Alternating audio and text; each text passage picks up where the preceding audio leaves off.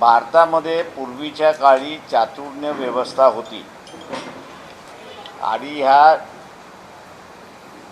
चातुर्ण्य व्यवस्थेच्या याच्या खाली काही कामं ही सवर्णांकडे होती आणि काही कामं असणारं शूद्र आणि अतिशूद्र अशांकडे होती।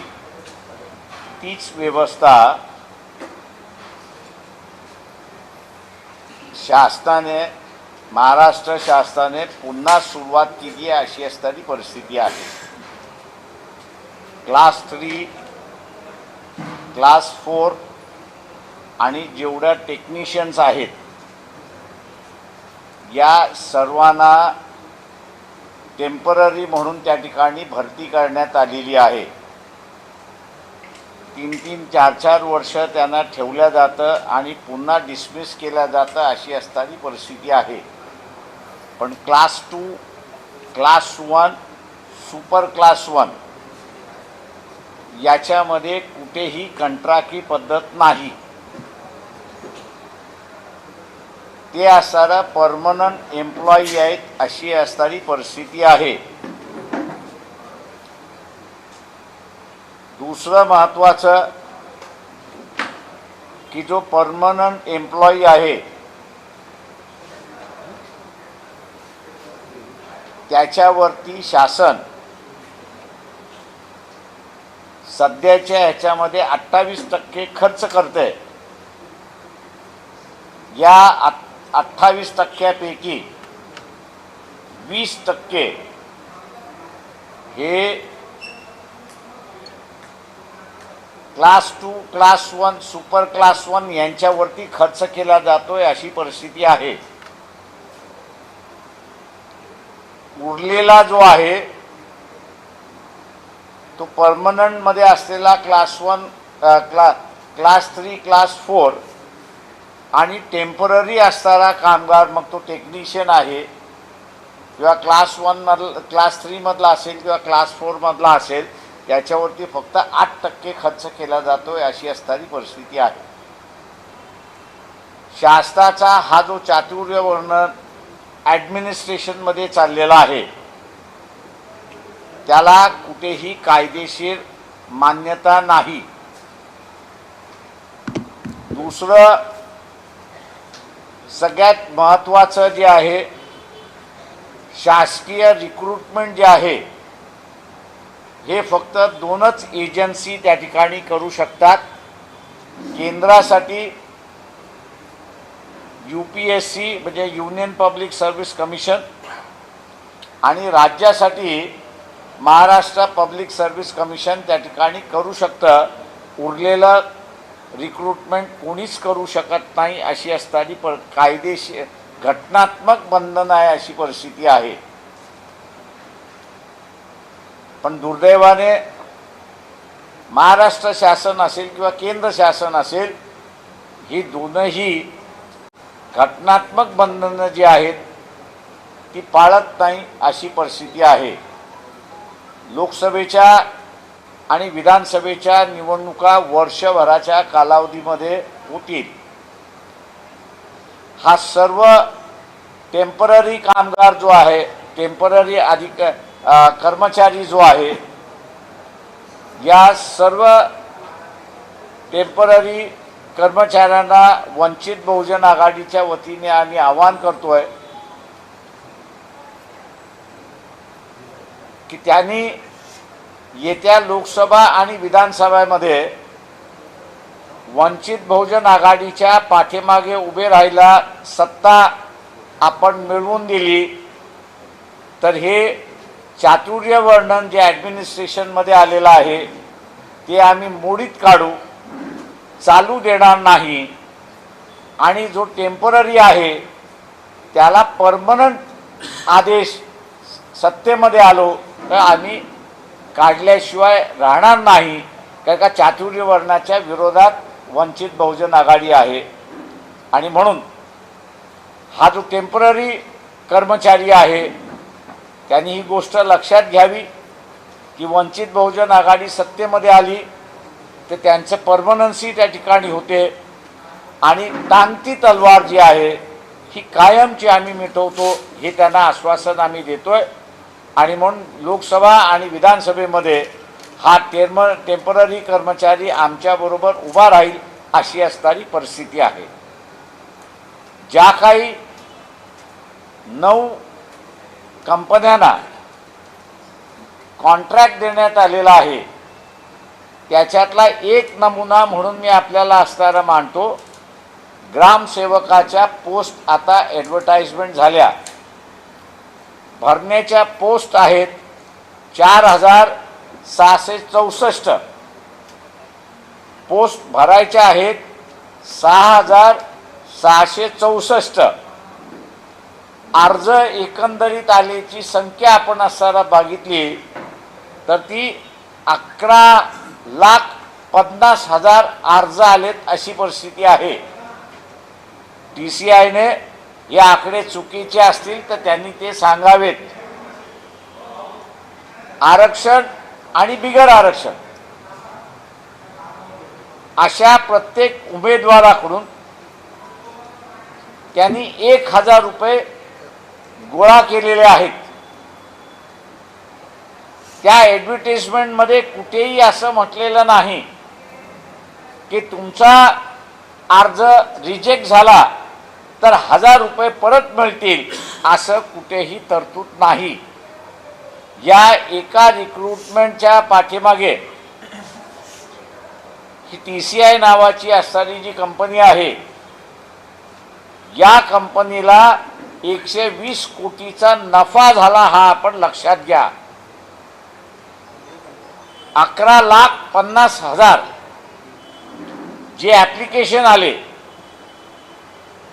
त्या ॲप्लिकेशनच्या पाठीमागे 1,000 रुपये गोळा करण्यात आले। 120 कोटी त्या ठिकाणी जमा होतात आणि या कंपनीच्या खिशामध्ये शासनाने मुद्दामून घालवलंय अशी असणारी परिस्थिती आहे। ज्यावेळेस महाराष्ट्र पब्लिक सर्व्हिस कमिशन अस्तित्वात आहेत, चेअरमन नेमलेला आहे, त्याचा स्टाफही नेमलेला आहे, त्याच्यामार्फत रिक्रुटमेंट न करता या एजन्सीमार्फत रिक्रुटमेंट केल्या जात आहे। त्यावेळेस एकनाथ शिंदे महाराष्ट्राचे मुख्यमंत्री कर्तव्यदक्ष असं म्हटलं जातं आणि दादागिरी करणारे अजित पवार उपमुख्यमंत्री आणि सगळं कंट्रोलिंग करणारे असं ज्यांना म्हटलं जातं देवेंद्र फडणवीस यांनी खुलासा करावा की ह्या TCI कंपनीमध्ये डायरेक्टर कोण कोण आहेत, अंडर हँड एग्रीमेंट कोणाचे काही आहेत का, आणि आता रिक्रुटमेंटच्या नावाखाली असे नवीन स्कॅम अधिकृतरित्याने स्कॅम हे आता बघायला मिळतील का, याचा असणारा खुलासा त्यांनी त्या ठिकाणी करावा। मी इथल्या असणाऱ्या सर्व टेम्पररी कर्मचारी जो आहे त्याला आव्हान पुन्हा असणारा करतोय की आपण परमनंट होण्यासाठी काँग्रेसचं सत्ता बघितलेली आहे, NCPची सत्ता बघितलेली आहे, सेना BJP यांची सुद्धा सत्ता बघितलेली आहे।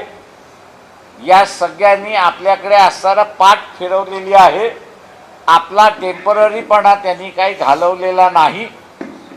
वंचित बहुजन आघाडीला आपण सत्ता द्या, आम्ही आपला टेम्पररीपणा जाऊन परमनन्सी आपल्याला त्या ठिकाणी आणून देण्याचं आश्वासन या ठिकाणी देतो।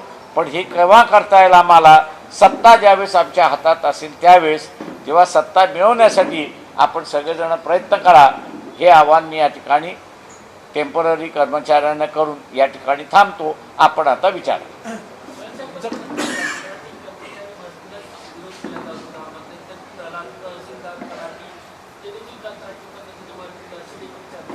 हो, मध्यंतरी एक बातमी अशी आली होती की जजेस सुद्धा टेम्पररी भरल्या जाणार आहेत। आता ती बातमी किती खरी किती खोटी याची मला माहीत नाही, पण मॅजिस्ट्रियल पोस्ट सुद्धा कंत्राटी पद्धतीने भरल्या जाणार असं सांगितलं जातंय।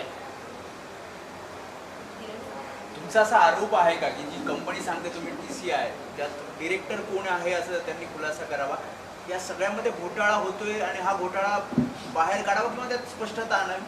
प्रश्न असा आहे की अधिकृतरित्याने 1,000 कोटी मागितले, 1,000 प्रत्येक कॅन्डिडेटला द्यायला सांगितलेत. 11,50,000 कॅन्डिडेटनी अप्लाय केले अशी आमची माहिती आहे, अधिकृत माहिती आहे ती. आता 1,000 रुपये आपण असं धरलं तर 120 कोटी सहज होतात. तेव्हा 120 कोटी हा ऑफिशियली आलेला आहे, त्याच्यामुळे हा 120 कोटी ऑफिशियल आलेला आहे. त्याचा वाटणीदार हिस्सेदार कोण याचा खुलासा मागतोय आणि म्हणून डायरेक्टर बोर्ड आलं की त्याच्यातली आपल्याला कळतं की हिस्सेदार वाटणीदार कोण आहेत ते. 120 कोटीची आकडेवारी बाळासाहेब एकाच कंपनीची आहे की 9 कंपनी? ही एकच कंपनीची आहे. TCI कडे आलेले अर्ज त्याच्यामधलंच मी म्हणतोय. 9 कंपन्यांचं आहे आपल्याकडे? नाही, माझ्याकडे 9 कंपन्यांचा डेटा नाही आहे सध्या.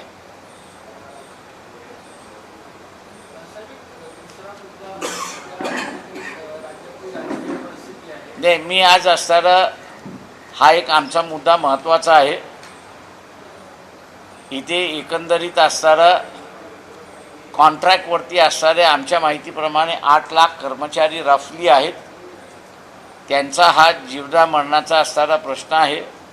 त्याच्यामुळे असणारा ही प्रेस कॉन्फरन्स मी याच मुद्द्यापुरती मर्यादित आहे. राजकीय परिस्थिती जी आहे ती दर दिवशी बदलत असते. आपण उद्या त्याच्यावरती बोलू. राजकीय एकच प्रश्न असं म्हटलं जातंय की इंडिया आघाडीमध्ये सहभागी होण्यासाठीची हालचाली सुरू आहेत, म्हणजे तुम्ही सहभागी व्हावं. ते मी आज जसं म्हणालो की आमचा असणारा आजची प्रेस कॉन्फरन्स जी आहे ही या टेम्पररी कर्मचाऱ्यांना आश्वासन देणं आणि परमनन्सीचा मार्ग हा त्यांचा मोकळा करणं एवढ्याच पुरती मर्यादित आहे. तेव्हा इतर कुठल्याही प्रश्नाला मी उत्तरं देणार नाही. सत्तेचं आवाहन केलं ना मॅडम, त्याच्यामुळे ते राजकीय मार्गावर गेलं नाही. सत्ता द्या आमच्या हातामध्ये. पण सत्ता त्या मागतोय ना आम्ही सत्ता आमच्या वंचित बहुजन आघाडीकडे मागतो.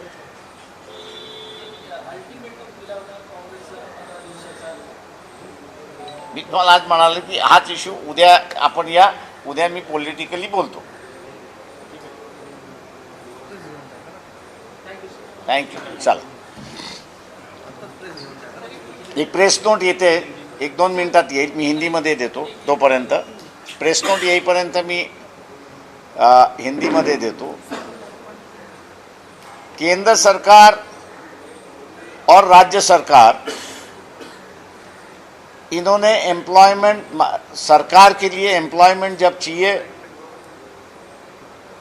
तो संविधान ने 2 एजेंसीज बनाई है. सेंटर के लिए UPSC है, यूनियन पब्लिक सर्विस कमीशन है, कि जिसके माध्यम से सेंटर को जितने एम्प्लॉयज़ चाहिए उनका रिक्रूटमेंट किया जा सके. और दूसरी तरफ राज्य जो है वो राज्य में state employment exchange, state public service commission वहाँ पे बनाया है कि जिसके माध्यम से रिक्रूटमेंट किया जा सकता है.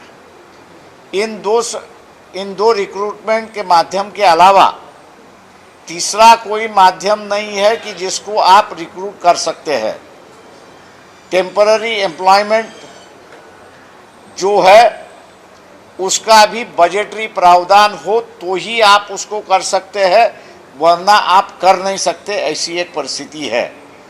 लेकिन केंद्र की राज्य हो या सरकार, राज्य केंद्र की सरकार हो या राज्यों की सरकार हो, अब उन्होंने जो है, जो पुराना भारतीय व्यवस्था का एक हिस्सा था, चातुर्य वर्णन जो एक हिस्सा था, वो दोबारा एडमिनिस्ट्रेशन में इंट्रोड्यूस किया है.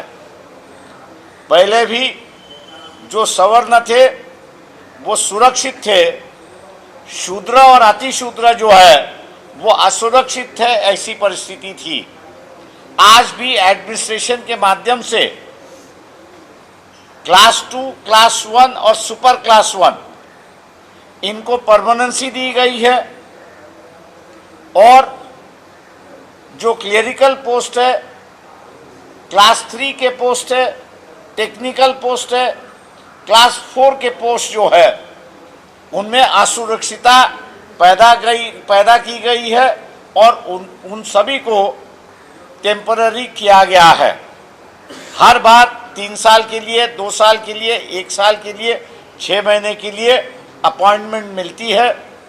ऐसे जो महाराष्ट्र के जो कर्मचारी है, करीब करीब 8 लाख के आसपास ये कर्मचारी है, इन कर्मचारियों को हम लोग आश्वासन देते हैं कि वंचित बहुजन आघाड़ी की सत्ता आने वाले लोकसभा और विधानसभा में आप ले आइए।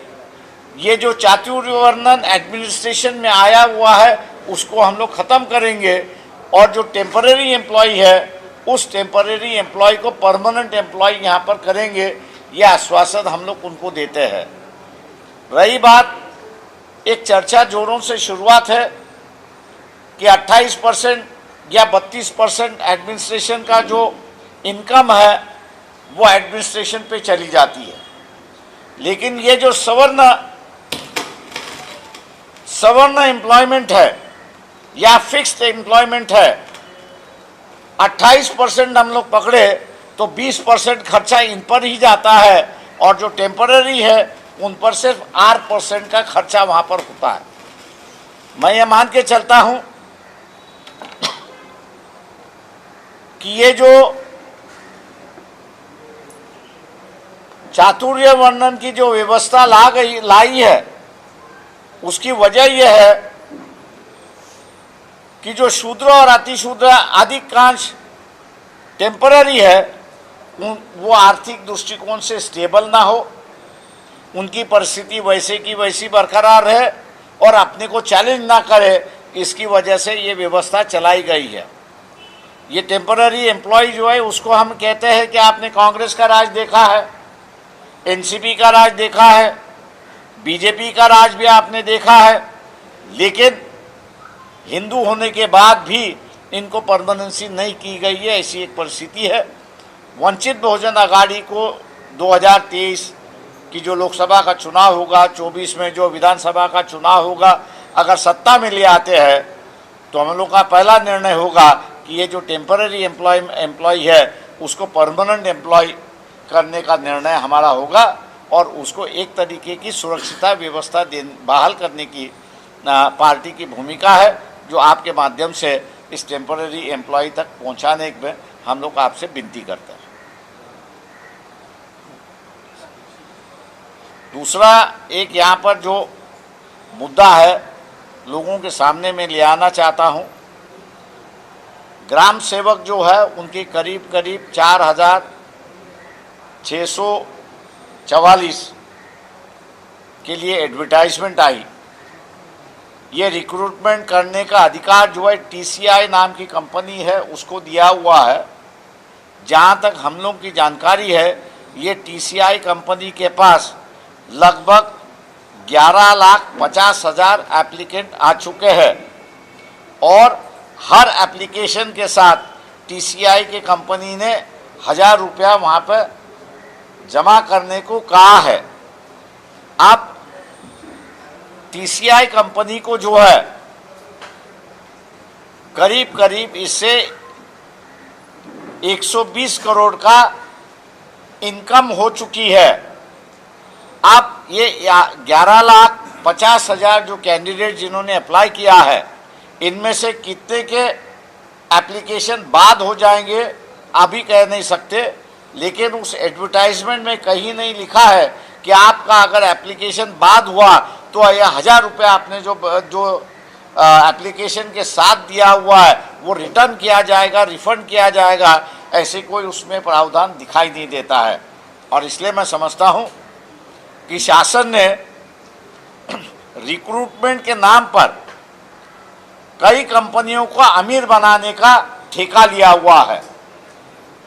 एकनाथ शिंदे जो मुख्यमंत्री है, देवेंद्र फडणवीस दूसरे उप मुख्यमंत्री है, अजित पवार जो तीसरे मुख्यमंत्री है, ये तीनों से हम आग्रह करते हैं कि ये TCI कंपनी के डायरेक्टर्स कौन कौन है, ये TCI कंपनी के डायरेक्टर्स कौन कौन हैं, इनके नाम अगर पब्लिश होंगे तो पता चलेगा कि ये जो 120 करोड़ रुपया एप्लीकेशन के माध्यम से आया हुआ है वो किन किन लोगों को जा रहा है और एक प्रकार का ये करप्शन है, ऐसा मैं उसको मानता हूँ। तो ये जो प्राइवेट रिक्रूटमेंट के माध्यम से ऑफिशियली जो लोगों से चोरी की जाती है, मेरे ख्याल से इसको रोकना ज़रूरी है। और रिक्रूटमेंट, अगर मैंने जैसे कहा कि हम लोग सत्ता में आए तो पब्लिक सर्विस कमीशन के अलावा और तीसरा कोई एजेंसी होगी नहीं वहाँ पर। आपको कुछ सर ती नावं जर तुम्हाला तरी माहिती असेल तुम्ही देखील उघड करू शकता. सरकारसोबत त्यांचं संगनमत आहे का किंवा नेत्यांची जवळीक आहे आणि म्हणून त्यांना आंदण देण्यात आलं आहे? पहिल्यांदा शासनाला रिॲक्ट करू द्या. शासन नाही रिॲक्ट केलं तर आम्ही असं आहोत ती नावं पब्लिश करायला. पण या विरोधात वंचित बहुजन आघाडी भविष्यामध्ये आणखी जास्त आक्रमक होईल. ते आम्ही असणारा आक्रमक आहोत. आम्ही जिथे जिथे रिक्रूटमेंट होतं, प्रायव्हेट रिक्रूटमेंट जिथं होतं त्याच्यामार्फत असणारा विरोध करत असतो. उग्रपणे हा आंदोलन करता येत नाही. याचं कारण की 1000 रुपये आमचे गेले तरी चालतील, पण त्या 4664 मध्ये आमचा कुठेतरी नंबर लागेल असं त्याचं हे असतं. त्याच्यामुळे फार उग्रपणे आंदोलन हे करता येत नाही, कारण का त्याचाही इंटरेस्ट असतो हे आपण लक्षात घेतलं पाहिजे. आणि म्हणून शांततेच्या मार्गाने आम्ही असणारा हे आंदोलन सुरुवात केलेलं आहे. पण त्याला एंड करायचं असेल तर हे पॉलिटिकल पार्टीज करू शकत नाही. वंचित बहुजन आघाडी ते रिक्रूटमेंट UPSC मार्फत किंवा MPSC मार्फतच करेल की जेणेकरून ही जी ऑफिशियल लूट आहे ती ऑफिशियल लूट त्या ठिकाणी थांबू शकते. बऱ्याच दिवसापासून चर्चा आहे की वंचित बहुजन आघाडी ही महाविकास आघाडीमध्ये सामील होणार आहे. नेमकं सत्य काय म्हणजे आहे? मी या प्रश्नावरती असताना उद्या रेग्युलर प्रेस घेऊन त्याचं उत्तर आपल्याला देईन. आजची असणारी ही प्रेस फक्त आमच्या दृष्टिकोनातून हा जो 8 लाख टेम्पररी कर्मचारी जो आहे तो महत्त्वाचा आहे आणि ही प्रेस कॉन्फरन्स तेवढ्यापुरतीच मर्यादित आहे. चंद्रशेखर बावनकुळेंनी तुमच्या वक्तव्याचा विरोध केलेला आहे. तुम्ही ज्या पद्धतीने म्हणाला होता की कार्मिक काय लष्कराच्या ताब्यात आहेत, या वक्तव्यावरती त्यांनी म्हटलं की हिंदू संस्कृती कधी याला मान्यता देणार नाही. ते माझं म्हणणं असं आहे की या उरलेल्या पॉलिटिकल जे प्रश्न आहेत ते उद्या मी असणारं घेईन प्रेसमध्ये. आज फक्त आम्ही असणारा या ज्याला म्हणता येईल आपल्याला की टेम्पररी कर्मचारी जो आहे तो महत्त्वाचा आहे आणि तेवढ्यापुरतंच आम्ही मर्यादित आहोत. धन्यवाद. थँक्यू.